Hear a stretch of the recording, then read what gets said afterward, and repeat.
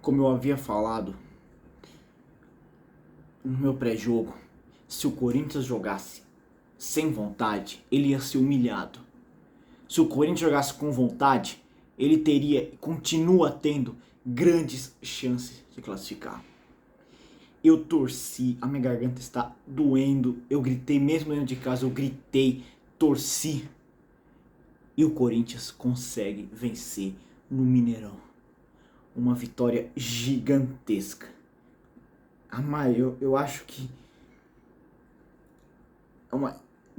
acho que não é dúvida pra ninguém que é uma das maiores vitórias no ano. E que não ganhamos nada. Deixo isso bem claro. Não ganhamos nada. Ainda tem mais 90 minutos. Mas ganhar no Mineirão é uma coisa que acho que ninguém esperava. Ninguém esperava. Mas o Corinthians gosta de surpreender, né? O Corinthians gosta de surpreender. E isso aqui eu tô passando a sensação de cansaço, até porque tá tarde também, né, galera? Mas eu tô feliz de verdade, porque há 7 anos o Cruzeiro tirou a chance da gente ganhar a Copa no Brasil. Desde lá, quanto tempo faz que a gente tá tentando esse tetra, galera? Então tá entalado esse grito de tetra aqui na minha garganta desde os 10 anos de idade.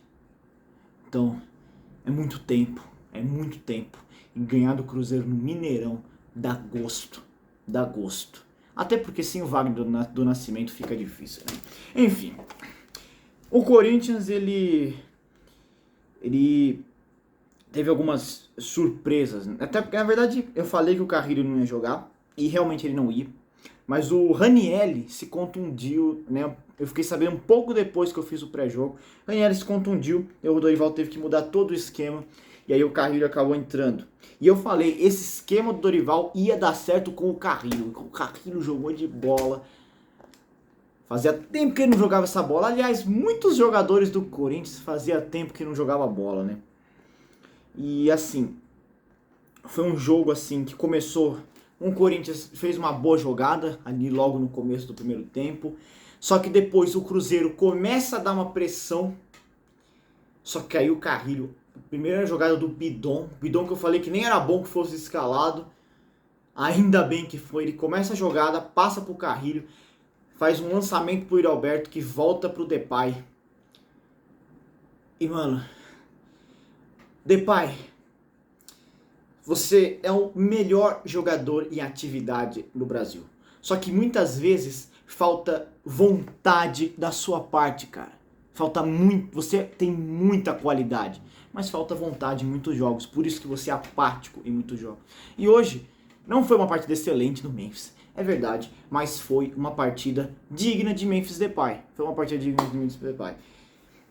E assim, eu quero muito focalizar jogador por jogador.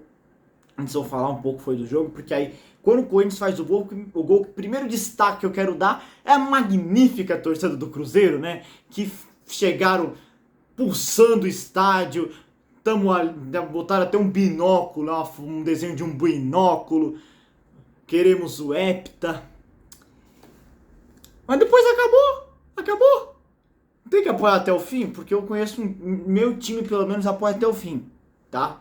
Não é começou o jogo e depois parou. E depois que começa o jogo, né? Depois com 60 mil cruzeirenses, né? Mesmo assim, deu-se para ouvir a torcida do Corinthians um jogo inteiro. Que festa espetacular da torcida do Corinthians. E o Corinthians, assim, a maior parte do tempo foi uma posse de bola do Cruzeiro, mas a forma que o Corinthians neutraliza o time do Cruzeiro, nossa, é algo parecido que aconteceu com o Palmeiras no primeiro jogo do Campeonato Paulista. O Palmeiras ia lá fazer um chuveirinho na área e o Corinthians tirava. O Corinthians quase não levou perigo naquele jogo. Então assim, eu falei lá no Instagram, né, porque não tinha canal, o mérito da zaga foi mérito demais da zaga. Por mais que em momentos o Mateuzinho tenha falado na marcação, o Ramalho muitas vezes desligado, né? O André depois que entrou também desligado em alguns lances. A verdade, o André também fez algum momento de marcação, tá? até porque o meio-campo também faz marcação, né? Também é importante ressaltar isso. O Gustavo Henrique invocado, teve um momento que eu olhei assim pra ele, tava invocado o Gustavo Henrique. Então assim, muito boa a partida da zaga do Corinthians. E isso foi crucial, neutralizou o time do Cruzeiro. Aí a gente vai pro intervalo e assim, mais uma vez o Corinthians não faz alteração.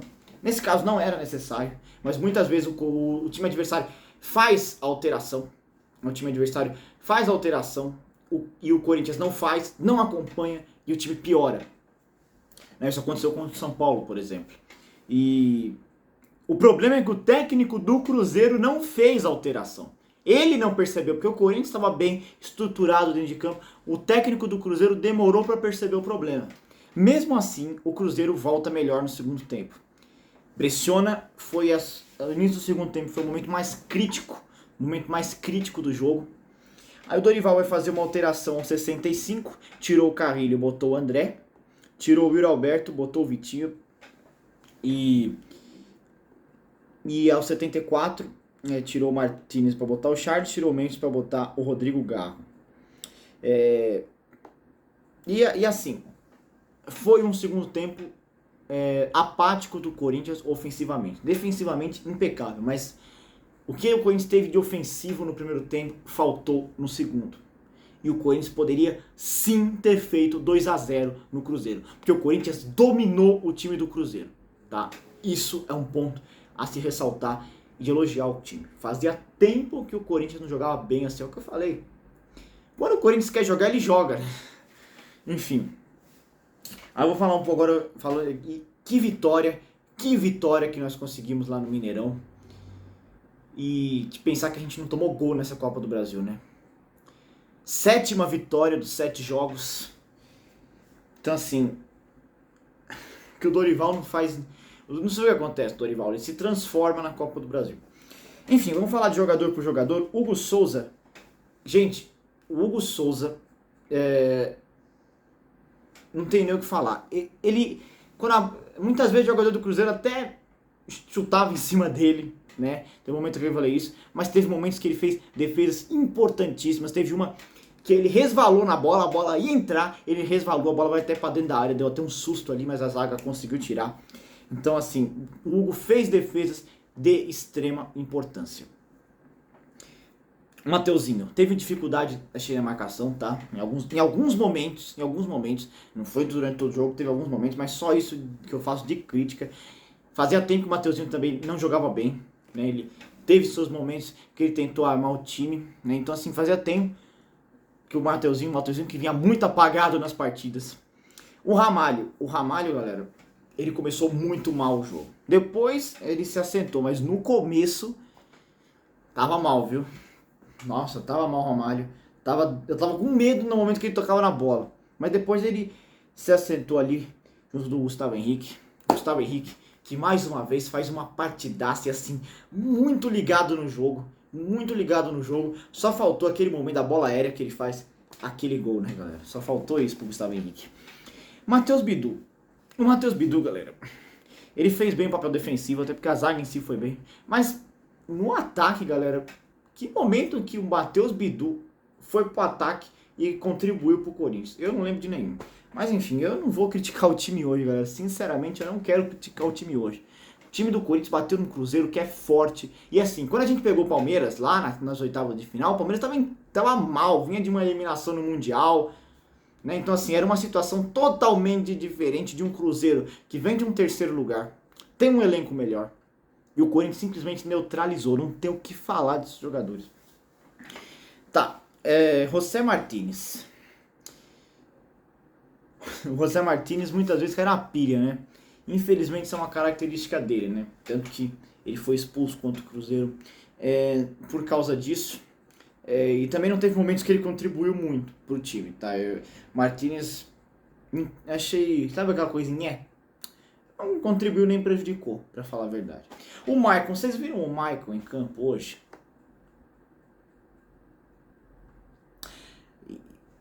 E aqui eu só tô olhando para as substituições para confirmar. O Maicon ficou os 90 minutos, porque o Maicon é o craque do time, né? E eu tenho que enfatizar isso. Ele não é Dorival. Ele não é. Não sei por que você insiste tanto nesse cara. E mais uma vez, ele faz absolutamente nada no jogo. Carrilho, que partida do Carrilho, hein, galera? Que partida. Até aquele momento que ele foi substituído, que partida, hein? Foi fundamental no lance do gol. Em muitos momentos construiu jogadas. Fazia tempo que eu não via o Carrilho jogando tanta bola. Muito boa a partida do Carrilho. Breno Bidon que eu fiquei preocupado de entrar, mas ele foi bem, galera. Tipo assim, no nível Breno Bidon ele foi bem.